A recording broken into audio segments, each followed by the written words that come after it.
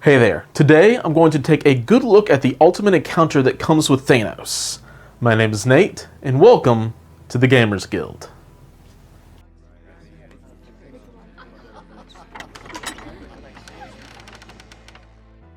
Just a heads up, if you are looking for a review of Thanos the Mad Titan, the one that you can use in a typical game of Marvel Crisis Protocol, you have unfortunately ended up in the wrong place. But I have a link to that video down in the description, and there will be a tag for it at the end of this video for you as well. Because today, I'm looking at Thanos' Chosen of Death and his Infinity Gauntlet Ultimate Encounter. And let me just say that it is really an ultimate encounter. That is not to downplay Ultron or Hulk's raid battles, but even on the hard difficulty, Ultron never really felt like a boss monster to me when playing with him. My first time playing with Thanos on the normal difficulty, I both felt his power, my power, as well as my opponent's fear, and that was on the normal difficulty. So after finally getting my first game of the encounter in, I wanted to give you a walkthrough of how this encounter works, then go over how it differs from the other Ultimate Encounters we've had so far, and finally a couple of tips for both the Cosmic Threat player as well as the Crisis teams. So before trying to tackle anything else, I think it's best to break down the components that you need for the encounter. So first let's talk about the cards. We have a brand new kind of card for this game called status cards. These will get to act kind of like innate superpowers for you and your team, and you get them based off of the difficulty level that the game is being played at. The Crisis team has access to Inviolable Resolve at the lowest difficulty, and it'll allow all of their characters to gain one additional power during the power phase, which is rather handy. Then the Cosmic Threat, or Thanos player, has access to Cosmic Entities at every difficulty level. It says that a Cosmic Threat that is without a suppressant token cannot be damaged. If they would be damaged by an attack but do not have a suppression token, they are instead pushed short by the Crisis team. Additionally, effects cannot add activated tokens to Thanos, Chosen of Death, which seems important now that we know what Doctor Strange can do. Finally, if your opponents are brave and or crazy enough to try the insane difficulty, Thanos also gets access to the status card, My Divinity is Absolute. It says when a Crisis team character would receive a Daze token, they instead remove all damage tokens and special conditions, then flip their stat card over to the injured side, which at first glance isn't a huge deal, but it does mean Thanos can actually wipe out a model entirely in a single activation, which is extremely powerful benefit for Thanos. The other 6 cards in the games are the Infinity Gems, but they are all turned up to 10. Their powers and abilities are all extremely strong, and while Thanos does have access to all 6 of them, he can only use one at a time. At the beginning of each of Thanos' activations, he chooses one of the gems to use for that turn. That gem then stays active until his next activation. However, he can only use each gem once per round. So there's a lot of open room for how Thanos can be played between the gems and the choices he has to make, which is really cool and makes the replayability of this mission that much higher. I'm not going to get into the specifics of each of the gems, but I do want to point out that any of the gems that have an innate power lasts until Thanos' next turn. So, for example, the Mind Gem becomes of particular use because while it won't help Thanos immediately, especially if you take it as your last gem in the round, suddenly you can force your opponent to activate the models that are either out of position or non-lethal to activate first during the next round, so that Thanos then has a chance to wipe out all of the threats before they can even go. Additionally, since he technically took that gem in the previous round, Thanos could use the Mind Gem for his first turn again to have even more control over your opponent's teams, but more on those nasty combos later. So those are all the new cards that are important for the encounter. So let's now talk about all of the different objective markers and tokens because there are plenty. Starting with the supply caches. There are 3 of them that help form a triangle around the center of the board. Thanos isn't able to interact with them at all, but Crisis team members can make their way to them and interact with them to pick up an antimatter core. They can then take these cores to one of the 3 amplification modules, as long as it is working, and drop it off by interacting with the module, and they don't even have to use a power to do that. However, Thanos is able to break these modules. He or one of his minions can interact with a working module in an attempt to put damage on it, with the intent of breaking them. That way the cores cannot be dropped off, and any loaded cores can't help fire the nullifier beam. But they don't disappear or anything like that if the station does become broken, because the Crisis team in turn can heal the modules by spending a power to interact and roll some dice. Something worth mentioning that I definitely got wrong in my first game of the encounter is that a character can still only interact with an objective once per turn. So a Crisis Team character cannot repair a module and then drop off an antimatter core, because that would require 2 interactions with the same objective, which is quite fortunate for Thanos and unfortunate for the Crisis Team. It's not like Thanos really needed anything else going his way.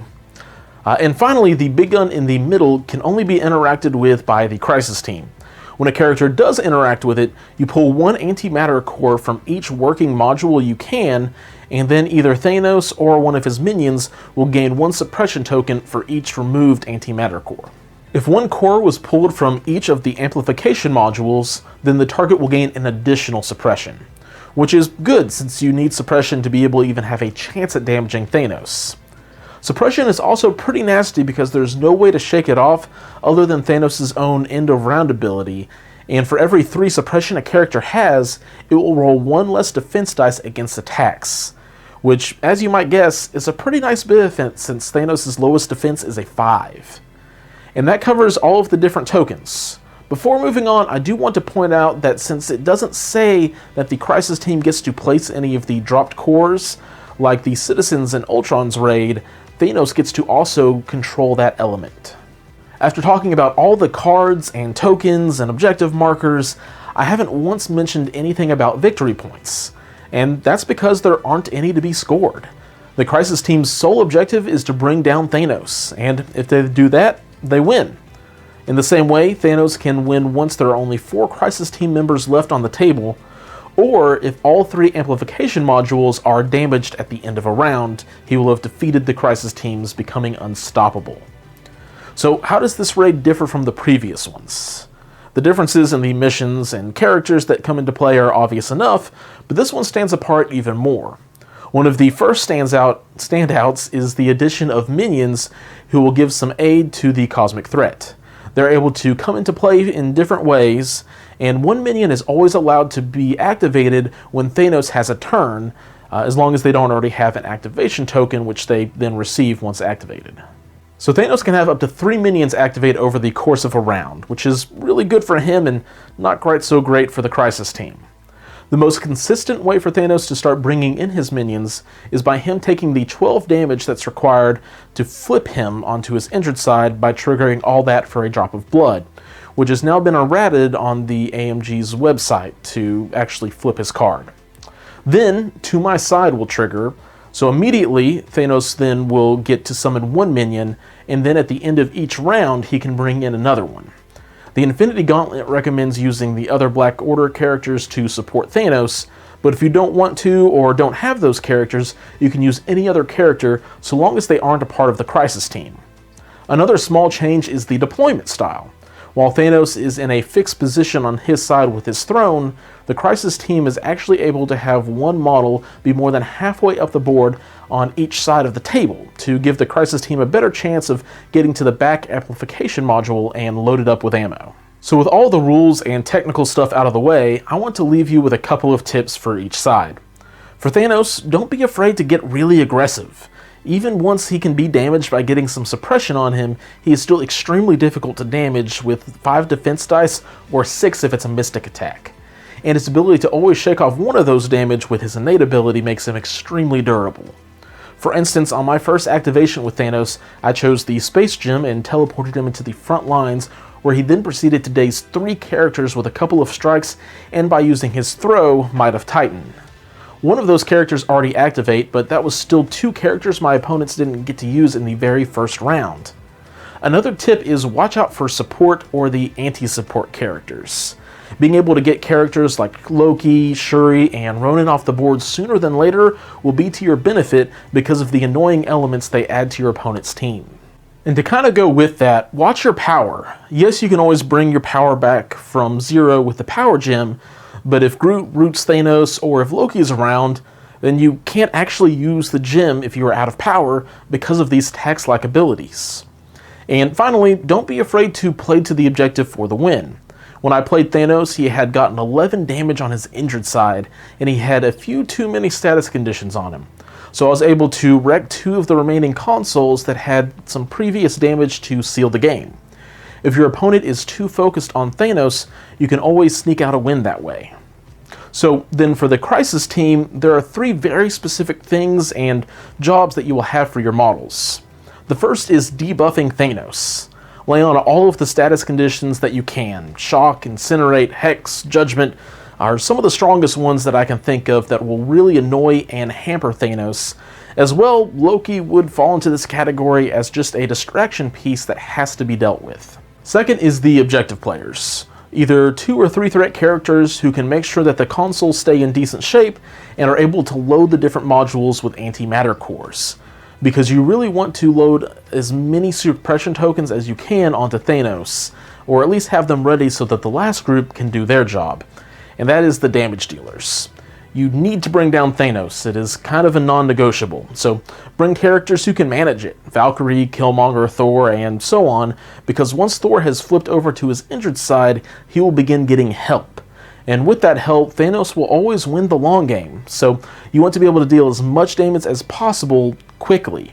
The best character to do this is Killmonger. Sure, Usurp the Throne will always put him over the top, but what is more important is that the 3 activations the Crisis team is all considered one turn, which means Killmonger can be dropped off for an attack, then you can activate him and each of his next attacks will already have focused on the kill active from the drop-off attack, getting those extra dice. Not to mention then being able to play something like Wakanda Forever on top of that. This burst of damage will be so key that Thanos doesn't have time to build his team of minions to finish off whatever is left of your team or to tear down the modules.